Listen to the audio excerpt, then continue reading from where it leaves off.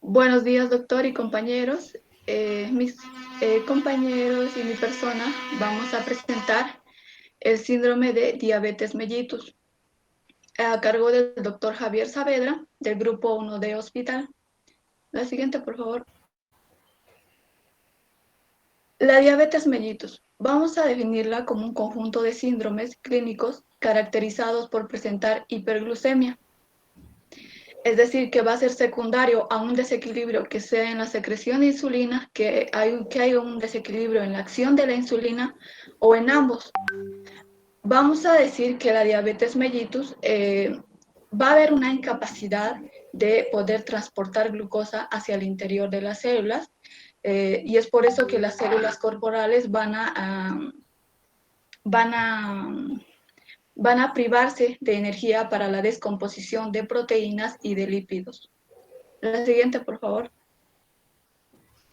En cuanto al recuerdo anatómico y funcional, vamos a hablar en este caso del páncreas.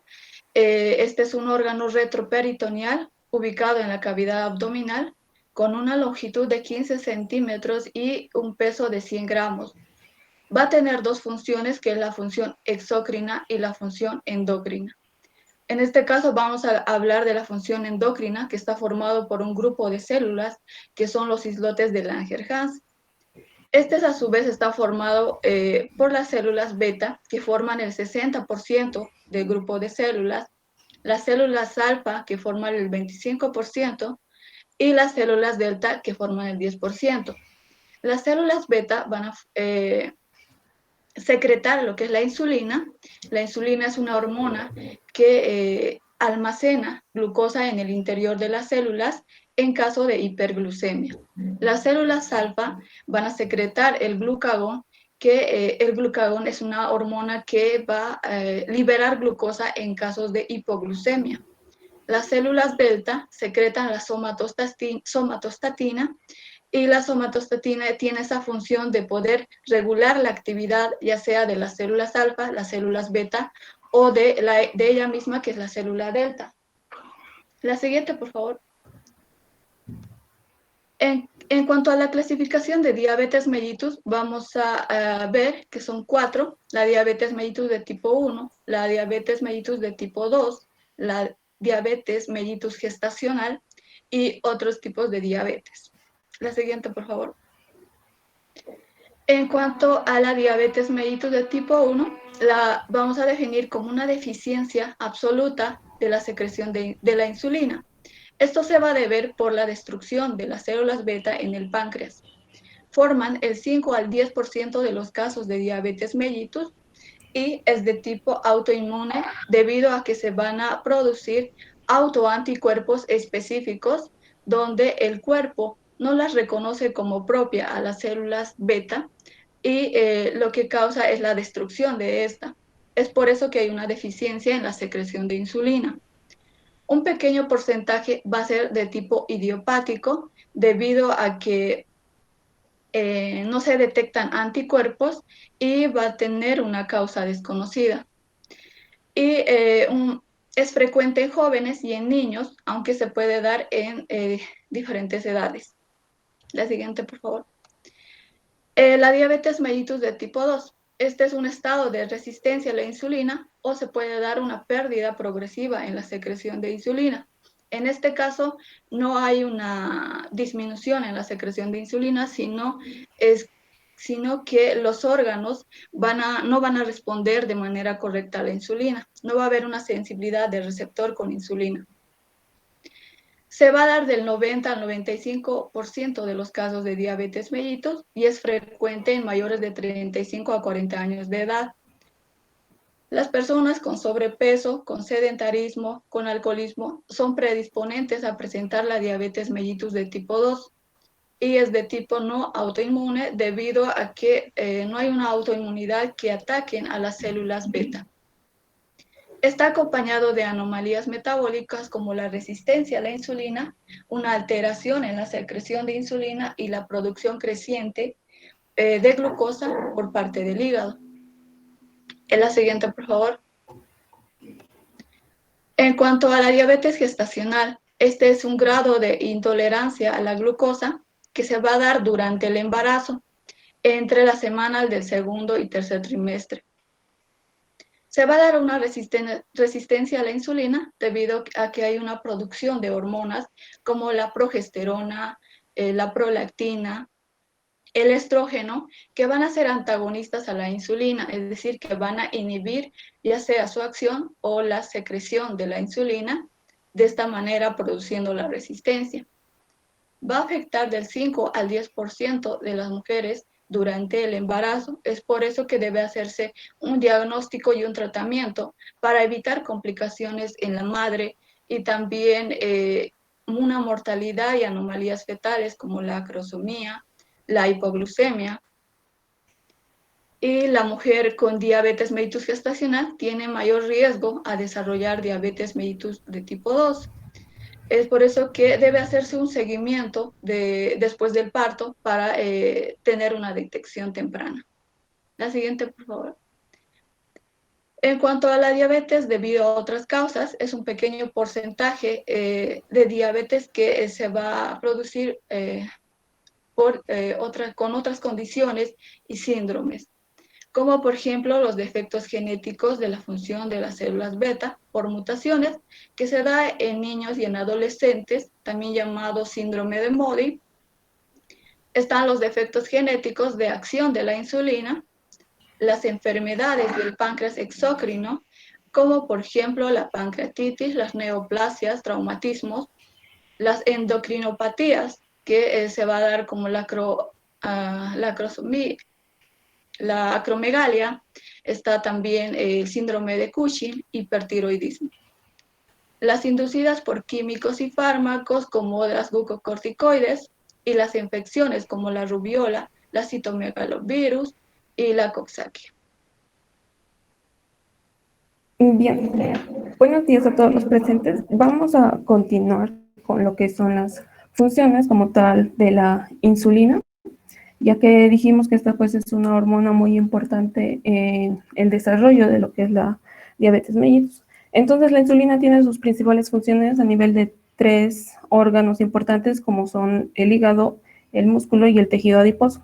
Lo que va a suceder en el hígado gracias a la insulina es la inhibición de la glucogenólisis, la inhibición de la conversión de ácidos grasos y aminoácidos en cetoácidos, la inhibición de la conversión de aminoácidos a glucosa, va a estimular el almacenamiento de glucosa como glucógeno y la síntesis de triglicéridos y lipoproteínas de muy baja densidad. En el músculo lo que va a hacer es aumentar la síntesis de proteínas, aumentar la síntesis de glucógeno y en el tejido adiposo aumentar el almacenamiento de triglicéridos, ya que esta hormona va a inducir y activar lo que son las lipoproteínas lipasa para que éstas puedan hidrolizar los triglicéridos de las lipoproteínas y éstas se puedan almacenar. Entonces lo que hace la insulina va a estar mucho más acentuada luego de la alimentación, llevando a cabo todos estos procesos. Ok, entonces hablando ya sobre lo que es la diabetes mellitus tipo 1, se dice que esta pues tiene una predisposición genética, es decir, hay un factor autoinmunitario, ya sea por alteraciones del grupo de genes de HLA o el complejo de histocompatibilidad, que como sabemos se encuentra en la superficie de todas nuestras células, en este caso también del páncreas, y lo que va a suceder es que el sistema inmune, los linfocitos T, en específico los linfocitos T CD4, lo que va a hacer es pues reconocer las alteraciones de la composición de estos antígenos y simplemente las va a destruir y con eso el daño del parénquima pancreático. Por otro lado, los defectos en la autotolerancia de los linfocitos T, es decir, las alteraciones de lesión clonal de los linfocitos T autorreactivos, como sabemos, durante el desarrollo los linfocitos T se vuelven linfocitos T inmunocompetentes en el timo. Entonces, existe una lesión clonal de aquellos linfocitos autorreactivos, de aquellos que reaccionan contra los tejidos propios del organismo. pero si hay una alteración en esta lesión, pues estos linfocitos autorreactivos, en lugar de ser inmunocompetentes, van a ser autorreactivos y se van a liberar dañando lo que es el tejido pancreático. Entonces, de esas formas, a través de esos mecanismos, va a existir un daño en el páncreas, lo que va a producir obviamente las alteraciones en la secreción de insulina y casi totalmente el defecto de la secreción, por lo que la insulina no va a poder unirse a su receptor en la superficie de las membranas, no se va a poder llevar a cabo todas esas fosforilaciones de la tirosina y las transcripciones de las proteínas para que se puedan llevar a cabo las funciones normales que debería cumplir la célula al ser estimulado por la insulina. Tal es el caso de no se va a poder expresar lo que son los receptores de glucosa, las GLUT4 principalmente, y por ende la insulina no va a poder ingresar a las células y se va a producir una hiperglucemia. Entonces, si no hay insulina, pues decimos que el paciente en la diabetes mellitus tipo 2 es insulino dependiente. Ok, si no hay insulina, pues va a haber una menor captación de la glucosa. Entonces, esta reacción se va a ver más estimulada, todavía más acentuada en los principales órganos, el hígado, el músculo y el tejido adiposo. En el hígado lo que va a suceder es que va a haber un aumento de la glucogenólisis, un aumento de la gluconeogénesis y mayor producción de cetonas, que más adelante se va a hablar de esto. Entonces, al haber esto, intentando compensar de algún modo que las células no están recibiendo ningún tipo de glucosa y no están produciendo energía, pues se va a producir más hiperglucemia. Y esto va a llevar a que los receptores de glucosa, es decir, las SGLT2 que se encuentran en el túbulo proximal de los riñones, van a estar saturados de glucosa, que normalmente estas deberían reabsorber la glucosa para que no se elimine por la orina, pero al estar saturadas, pues estas se van a ir eliminando, lo que se llama glucosuria. Por ende, el paciente va a sentir más sed, lo que se conoce como polidipsia, ya que al eliminarse glucosa, pues no solamente se está eliminando glucosa, sino también sodio y agua, lo que vendría a ser una diuresis osmótica, conocida como poliuria, es decir, el paciente va a referir muchas ganas de orinar. Entonces, si se está perdiendo bastante agua debido a la eliminación de glucosa, pues el paciente va a entrar en un estado de deshidratación. Esto va a estimular la secreción de ADH para que de alguna forma se pueda compensar la deshidratación, sin embargo no va a funcionar. La volemia va a disminuir junto con la presión arterial, va a haber un intento del sistema nervioso simpático para tratar de recompensar a través del aumento de la presión sanguínea, pero sin embargo tampoco va a funcionar, por lo que va a conducir a una insuficiencia circulatoria, es decir, la perfusión sanguínea va a estar alterada en los diferentes tejidos, lo que va a provocar un metabolismo anaeróbico y esto mayor producción de ácidos grasos y finalmente a una acidosis metabólica. Claro que todo esto va a suceder en un paciente que no esté tratado, que no esté cumpliendo con su tratamiento. Por otro lado, sabemos que la insulina pues, no tiene un efecto como tal en el cerebro para que estas puedan almacenar glucosa, sino más bien su importancia está a nivel de los centros de la saciedad, ya que la insulina lo que hace es activar los centros de la saciedad, pero en un paciente que no secreta insulina, pues estos no se activan y el paciente siente excesivas ganas de comer, lo que se conoce como polifagia. Además, como dije, el efecto, además del hígado, también está en el tejido adiposo y en el músculo, ya que si no hay insulina que los estimule, pues, y que no almacenan glucosa, lo que va a suceder es que estas van a empezar a degradarse para así tener algún sustrato para producir ATP y energía y progresivamente se van a ir consumiendo a sí mismas, lo que va a producir una pérdida del tejido y posteriormente una pérdida de peso. Bien, hablando ahora sobre lo que es la diabetes mellitus tipo 2, decimos que existe una predisposición genética para que esta se dé, ya que se ha visto que los pacientes con diabetes mellitus 2 tienen parientes de primer grado que también tienen diabetes mellitus 2, lo que los hace de 5 a 10 veces más, tener más probabilidades de tener esta enfermedad.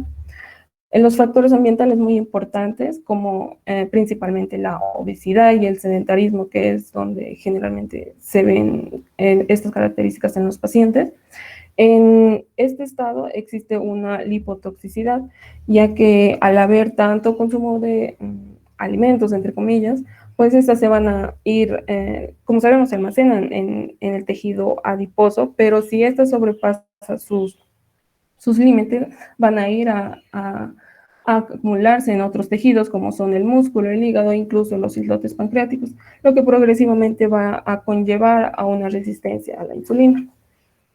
Entonces, hablando un poquito más detallado, los ácidos grasos, va a haber un aumento de ácidos grasos libres en la circulación sanguínea, lo que esto va a conllevar a una mayor beta-oxidación. La beta-oxidación va a estimular la producción de radicales libres, y estos radicales libres pues van a ir a dañar la membrana de las células y con eso también los receptores.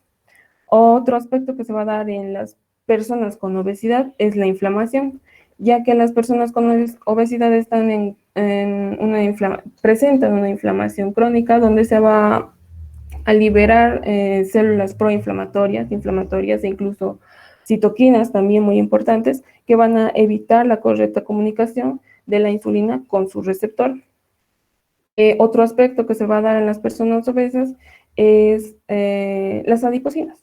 Normalmente las adipocinas lo que hacen es aumentar la sensibilidad de las células para que éstas puedan ser estimuladas por la insulina.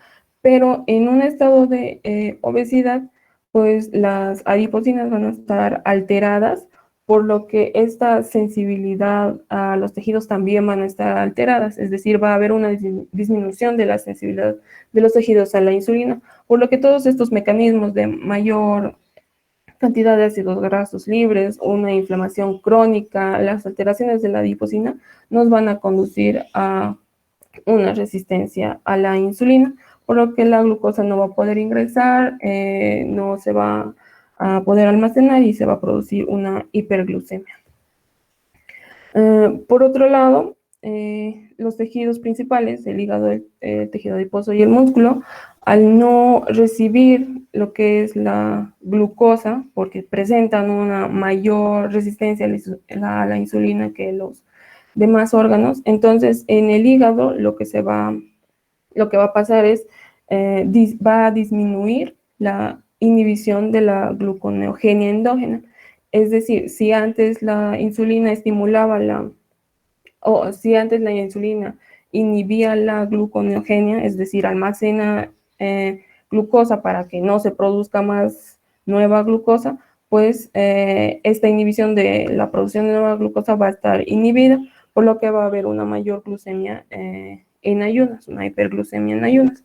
En el tejido adiposo, al presentar una resistencia a la insulina, lo que va a pasar es la disminución de la inhibición de la lipoproteína lipasa, y con esto va a aumentar los niveles de ácidos grasos libres.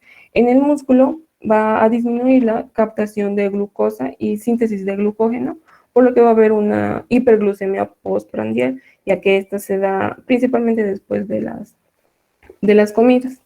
Entonces, si estos órganos no están recibiendo glucosa como debería ser y presentan una resistencia a la insulina, el páncreas lo que va a hacer es interpretarlo como una insuficiente secreción de insulina y va a ir a secretar aún más insulina, lo que se va a producir, se va a conocer como una hiperinsulinemia. Progresivamente, al ir secretando y secretando tanta insulina, pues esta se va a ir degenerando y va a conducir a una disfunción progresiva. No así como en la diabetes tipo 1, que no hay una pérdida total de la secreción de insulina, pero aquí sí que va a estar alterado y la secreción de la insulina va a ser deficiente.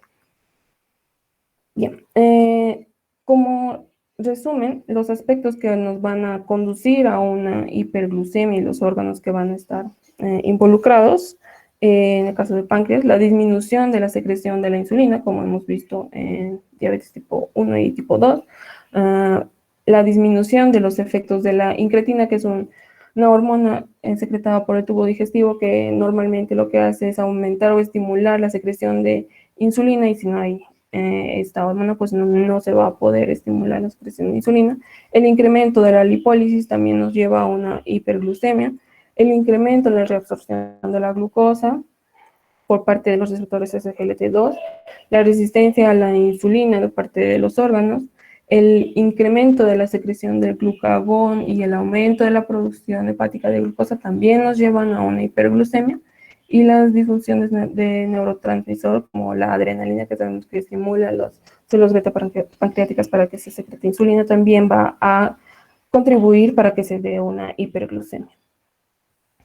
Ok, hemos estado hablando hasta ahora de las características de la diabetes mellitus, cómo se presentan en los pacientes, pero para poder nosotros diagnosticar y confirmar que nuestro paciente tiene diabetes mellitus, pues debemos hacer una prueba de glucómetro, la glucometría, que sería en situación de ayunas o a través del estímulo con 75 gramos de glucosa para medirla luego de hora y media aproximadamente. Entonces, normalmente los niveles de glucosa en una persona con ayunas debería estar menos 100 miligramos por decilitro.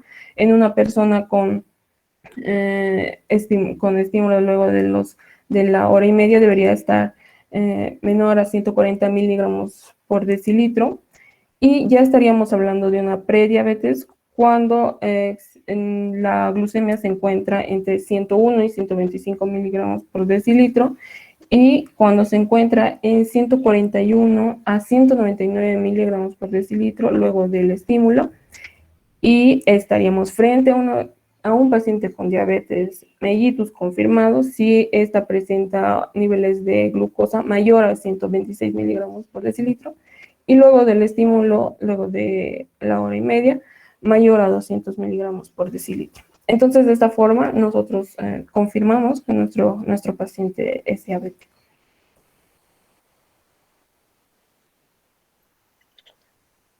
Bien, en cuanto a las complicaciones que se van a dar en la diabetes mellitus, tenemos dos, son, bueno, complicaciones agudas y complicaciones crónicas. Las complicaciones agudas básicamente son tres. Uno es un estado hiperglucémico cetoacidótico, dos, un estado de hiperglucemia hiperosmolar, y por último, un estado de hipoglucemia. Siguiente, por favor. Bien, el estado hiperglucémico cetoacidótico es más frecuente en la diabetes mellitus de tipo 1, y principalmente las alteraciones metabólicas que se dan es una hiperglucemia que conduce a una diuresis osmótica con una deshidratación y una pérdida importante de electrolitos, principalmente sodio y potasio. También nos van a producir una cetosis por producto de la lipólisis que se está produciendo a este nivel. También una acidosis metabólica que se da por un exceso de los cetoácidos. Siguiente, por favor. Bien, el mecanismo fisiopatológico que se da a este nivel es ante un déficit de insulina y un exceso de glucagón, obviamente va a haber una disminución en la captación de glucosa. Lo que el organismo va a activar son dos mecanismos para suplir esto. Uno es la proteólisis y otro es la lipólisis.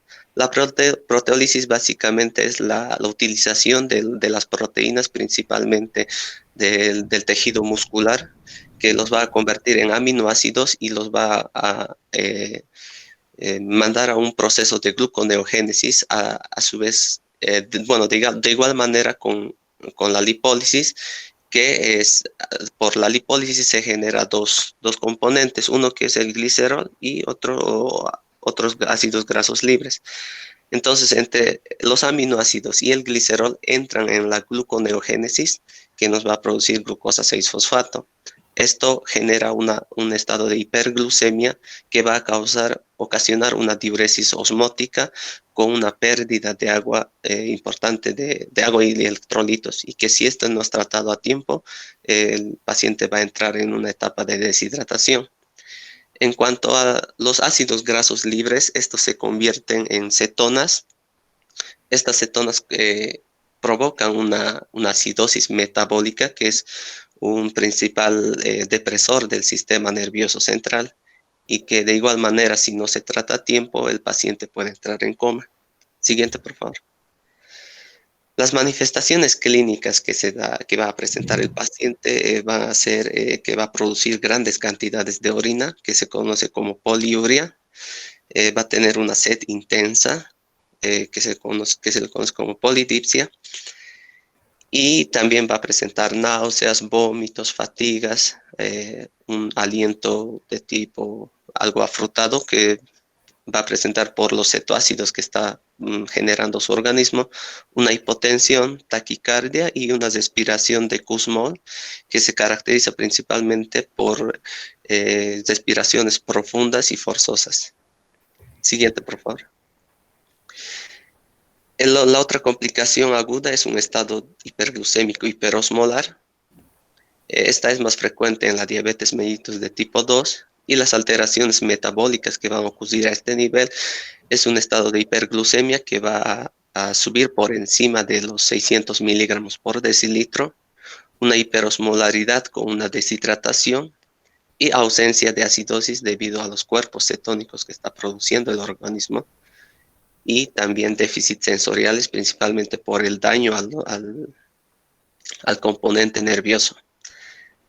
Siguiente, por favor. El mecanismo fisiopatológico que se da en el estado hiperglucémico hiperosmolar es ante la déficit de la acción de la insulina, se va a reducir el uso de glucosa, mientras se va a liberar en contraparte la liberación de glucosa. Esto lo que hace es aumentar la glucosa hepática y genera una diuresis de tipo osmótica, con una gran diuresis osmótica acompañado de una proteinuria. Entonces, esto se da una disminución en la eliminación renal de la glucosa, lo que va a aumentar aún más la glucemia, y se da como un efecto de una retroalimentación positiva que va a incrementar más la gravedad del cuadro. También el déficit en la acción de la insulina provoca un estado hiperosmolar que va a aumentar la osmolaridad sérica, y esto a su vez aumenta la ósmosis de agua de lo que es desde las células hasta el líquido extracelular, y el paciente entra en coma y posterior deshidratación. Siguiente, por favor. En cuanto a las manifestaciones clínicas, el paciente va a tener debilidad, deshidratación, poliuria, sed excesiva y alteraciones de tipo neurológicos, que van a ser hemiparesia, que es un parálisis muscular, un parálisis muscular de solo la mitad del cuerpo. Va a presentar convulsiones y por último coma. Siguiente, por favor. Y por último tenemos un estado hipoglucémico, donde la hipoglicemia en este caso va a ser por debajo de los 70 miligramos por decilitro. Este va a constituir una complicación más frecuente que va a estar asociado al tratamiento farmacológico que va a recibir el paciente. Y es más frecuente en la diabetes mellitus de tipo 1. Los principales síntomas que se presentan a este nivel va a ser básicamente, por el estado de hipoglicemia va a haber un cierto compromiso de daño al sistema nervioso, que va a presentar, temblor, pulso acelerado, mareo, dolor de cabeza, debilidad, cansancio, sudoración, hambre, visión borrosa y irritabilidad. Todos estos se dan porque la glucosa no está llegando en cantidades suficientes al sistema nervioso central. Siguiente, por favor. Hay tres tipos de hipoglucemia y, bueno, estos pasan de ser leve a ser moderada y grave. La hipoglucemia leve es cuando, bueno, el paciente va a percibir síntomas que van a estar relacionados con la activación de los mecanismos adrenérgicos, tales como, bueno, una ansiedad, inquietud, taquicardia, palpitaciones o temblores, o también una activación en los sistemas colinérgicos, en el que el paciente va a presentar una sudoración, o también se da en los efectos mismos de que tiene la hipoglucemia en el sistema nervioso, que va a hacer que el paciente tenga una menor capacidad de concentración, mareo, hambre o visión borrosa. Pero se podría decir que aquí el paciente no va a producir un deterioro mental que no va a ser lo suficientemente grave como para interferir en las actividades normales de su diario vivir. Siguiente, por favor. En la hipoglucemia moderada, el estado neurológico del paciente va a presentar un deterioro ya un poco más evidente, principalmente en la función motora, en el que el paciente va a presentar una confusión o una conducta inadecuada, pero de alguna manera el paciente va a seguir estando en un estado de alertas que va a ser lo suficientemente, lo que va a ser suficiente como para poder aplicarse un autotratamiento, en este caso inyectarse una insulina. Siguiente, por favor. Y por último tenemos la hipoglucemia grave, que ya aquí es un episodio que da lugar a coma, a crisis convulsivas o a un deterioro neurológico que va a ser lo suficientemente importante como para que el paciente no sea capaz de automedicarse y va a entrar en un estado de coma y va a necesitar ser atendido por otra persona y llevar a un centro médico. Siguiente, por favor. Las causas de la hipoglucemia que van a presentar, bueno, se debe a un exceso en la dosis de insulina que el paciente está recibiendo, ya sea por un tratamiento inapropiado o por un error en la administración que se está haciendo el propio paciente. Otro es una toma inadecuada de hipoglucemiantes orales que van a hacer que de alguna manera bajen las cantidades de glucemia. Otras son las alteraciones en la absorción de la insulina, ya esto un poco más a nivel del organismo, de las células, en la captación de glucosa, o una disminución en la cantidad de los hidratos de carbono o un retraso de la ingesta, un aumento del ejercicio físico, el consumo del alcohol y la insuficiencia hepática y renal, y las interacciones medicamentosas que sean hipoglucemiantes, pues van a ser los principales causantes de que baje la cantidad de glucosa.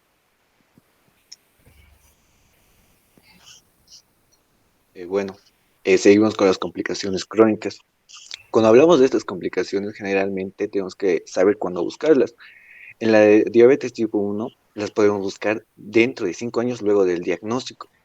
En la diabetes tipo 2, las podemos buscar inmediatamente luego de diagnosticarla. Generalmente estas están dadas por las altas concentraciones de glucosa y también por el deterioro del metabolismo de los lípidos y otras vías metabólicas, que pueden ser dadas en los pacientes diabéticos por un mal control de la glucemia. La siguiente, por favor. Las podemos encontrar en dos tipos, las macroangiopatías y las microangiopatías. En las macro vamos a encontrar generalmente las enfermedades coronarias como un infarto silente, una miocardiopatía y las arritmias. También podemos encontrar un accidente cerebrovascular o también las arteriopatías periféricas como pueden ser claudicaciones intermitentes o alteraciones tróficas. En las microangiopatías vamos a encontrar las retinopatías, las nefropatías y las neuropatías. Y también la suma de estos dos nos va a dar al final un pie diabético. La siguiente, por favor. Empezamos con la primera macroangiopatía. Generalmente es la arteriosclerosis. que se va a dar en dos formas, una forma asintomática, donde va a ir una isquemia progresiva, donde se va a ir acumulando lo que van a ser los lípidos en las arterias. Y se va a volver sintomática cuando va a empezar a ocluir lo suficiente para producir una angina de pecho, un dolor, y también se va a presentar una disnea en el ejercicio. Esta arteriosclerosis va a ir tapando y ocluyendo las arterias, que a la larga va a producir una isquemia en el músculo cardíaco. Generalmente va a estar dada por el desbalance entre la necesidad que va a tener el músculo cardíaco y el aporte que le va a dar la arteria, que a la larga va a producir lo que va a ser un shock cardiogénico y una insuficiencia cardíaca, que después puede proseguir a una arritmia.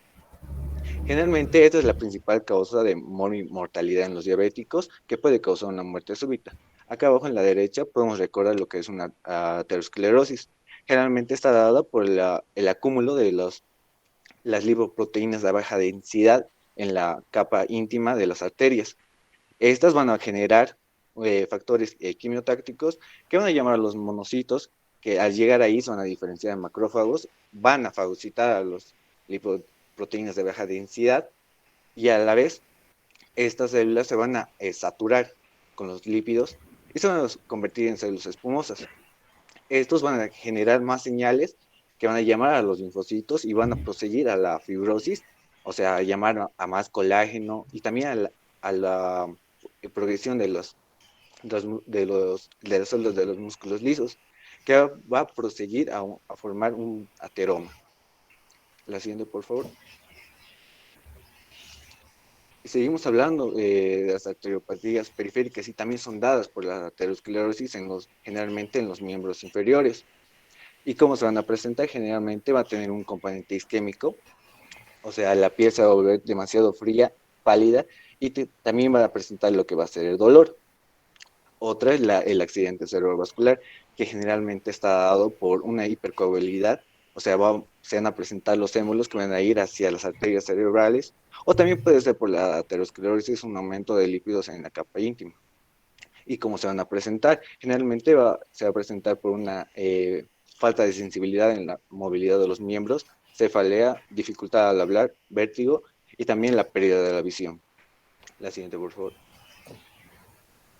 Empezamos con las microangiopatías y la retinopatía es una de las más frecuentes, donde el aumento de la glucemia mal controlada va a provocar un ciclo donde la glucosa se va a convertir en sorbitol. Este mismo se va a ir a almacenar en lo que va a ser las arterias, gracias a que se va a disminuir los pericitos que están alrededor de las arterias. Esto a la vez va a aumentar la permeabilidad de los mismos y en los espacios intersticiales va a aumentar lo que va a ser el sorbitol y otros exudados duros. También se va a producir un edema. Al producirse un edema, se va a producir una isquemia en el lugar y al haber la isquemia, el tejido va a decir que no hay suficiente irrigación, entonces va a llamar a los factores de crecimiento endoteliales, los cuales van a producir una neovascularización en el tejido retinial y a la vez van a producir una retracción de la retina, que a la vez los dos factores van a producir una visión baja y a la larga una ceguera en los pacientes con diabetes. Las podemos ver en dos tipos, una proliferativa y otra no proliferativa. En la no proliferativa podemos ver que no va a presentar síntomas, pero sí se va a ver una pérdida de la visión por el edema macular que se va a presentar en el lugar, y una proliferativa donde se van a presentar mayormente las hemorragias, una vista borrosa con manchas, y se puede ver una pérdida de visión y a la larga se va a dar la ceguera. La siguiente, por favor. La siguiente microangiopatía es la nefropatía, que generalmente va a estar dada por el aumento de los lípidos en la sangre y en la circulación, también otros metabolitos que se van a almacenar en lo que van a ser las arterias y en los espacios glomerulares, lo que va a aumentar la hiperfiltración glomerular, por lo cual en el riñón se van a manifestar alteraciones estructurales para poder sustentar esto. Generalmente se van a engrosar las membranas basales, que a la larga nos van a dar una microalbuminuria, que luego va a proseguir a una proteinuria. Generalmente esto se va a llamar un síndrome nefrótico, donde se va a aumentar la permeabilidad de los mismos. Y al haber todas estas causas estructurales, A la larga se va a producir una fibrosis intersticial que va a proseguir con una atrofia tubular de los mismos. Los pacientes que van a presentar una nefropatía generalmente van a la consulta con un edema en los miembros inferiores. La siguiente, por favor. Hablamos de la siguiente, que es la neuropatía, que también está dada por una hiperglicemia, que a la vez va a producir lo que va a ser un deterioro de las proteínas de los mismos, que a la vez va a proseguir con un deterioro de las uniones celulares de entre las arterias y los nervios, que si el nervio no tiene la suficiente irrigación, se va a producir una desmielinización y una atrofia axonal, y se va a proseguir con una pérdida de las fibras, y a la vez, si hay un deterioro estructural, también va a haber un deterioro funcional del nervio, donde los pacientes van a presentar un dolor y una pérdida sensorial en la distribución del dermatoma al inicio de esta neuropatía. Luego se va a presentar la pérdida de la sensibilidad en guante y en calcetín, que generalmente se presenta en los miembros superiores y inferiores distales.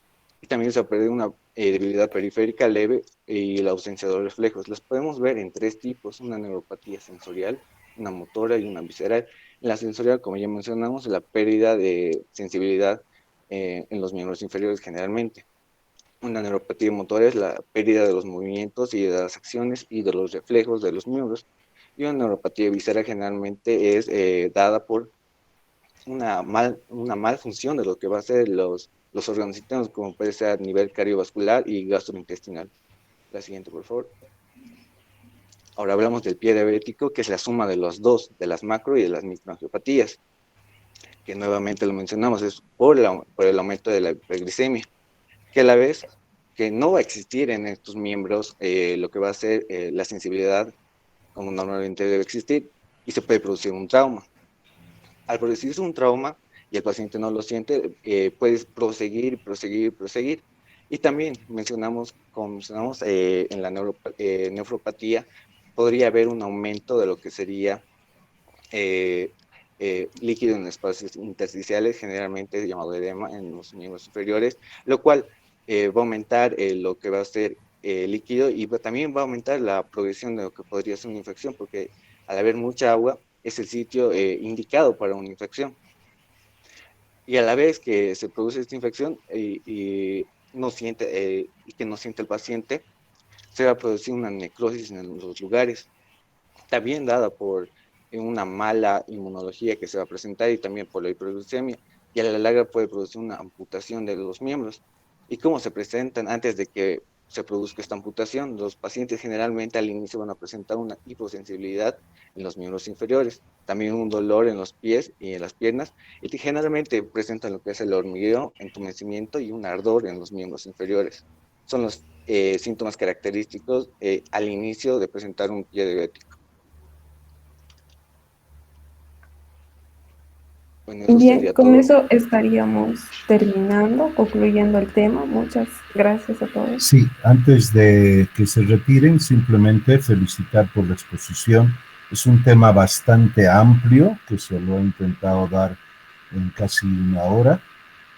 Una pequeña aclaración de cálculo, simplemente que el diagnóstico de la diabetes después de la ingesta de la sobrecarga de glucosa de 75 gramos es a las 2 horas, ¿no? Es como estaba escrito. E indicar que evidentemente la diabetes es una epidemia y que causa mucha complicación, y además la persona queda inhabilitada para poder trabajar. Si hay alguna pregunta a los expositores, caso contrario, terminaríamos felicitando por la exposición.